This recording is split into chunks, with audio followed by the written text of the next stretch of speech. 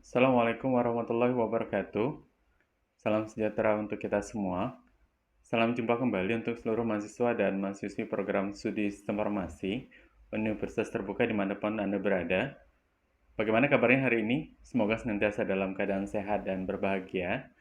Karena pada hari ini kita akan masuk sesi yang ke-8 atau sesi yang terakhir untuk mata kuliah interaksi manusia dan komputer. Pada sesi yang ke-8 ini akan dibahas tentang materi keuntungan dan kerugian piranti yang dapat mendukung interaksi manusia dan komputer, kenyamanan lingkungan kerja, dan kebiasaan yang dapat mempengaruhi produktivitas kerja. Pembahasan dalam sesi 8 ini diantaranya, yang pertama, piranti masukan tekstual, merupakan piranti masukan standar yang dijumpai pada semua komputer. Piranti masukan tekstual lebih kenal dengan sebutan papan ketik atau kita kenal dengan istilah keyboard.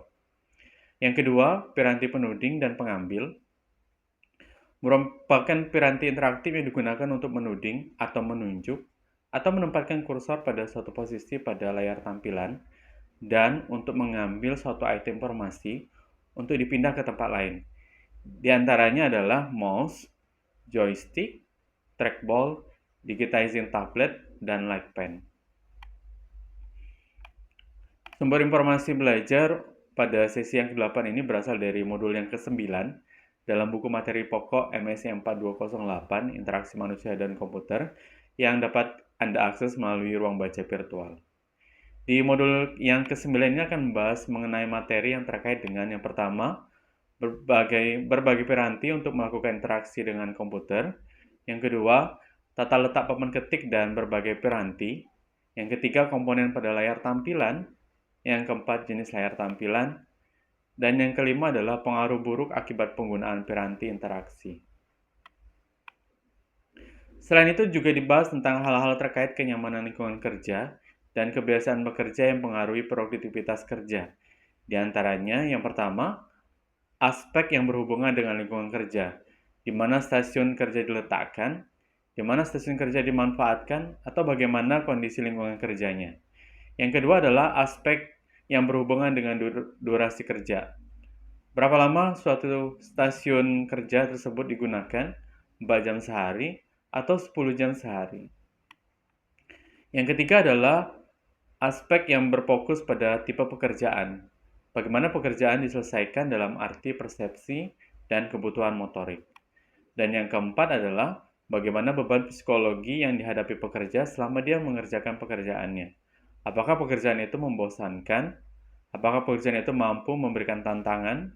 Atau apakah pekerjaan itu mempunyai arti khusus bagi seorang pekerja? Lingkungan kerja yang nyaman menjadi idaman setiap pengguna, karena akan memberikan pengaruh terhadap cara pengguna menyelesaikan pekerjaan yang sedang dia lakukan. Aspek-aspek penting untuk menciptakan lingkungan kerja yang nyaman diantaranya adalah 1. Aspek ergonomik dari stasiun kerja. Yang kedua adalah pencahayaan dalam ruangan kerja. Yang ketiga, kualitas udara. Yang keempat, gangguan suara. Yang kelima, kesehatan dan keamanan kerja. Dan yang terakhir adalah kebiasaan bekerja. Nanti silakan saudara pelajari kembali modul yang ke-9 serta materi inisiasi sesi yang ke-8 yang sudah ada dalam learning ini. Kemudian saudara bisa langsung ke bagian forum diskusi pada sesi yang ke-8 ini. Di sana sudah ada beberapa pertanyaan yang berkaitan dengan materi piranti, interaksi, dan lingkungan fisik.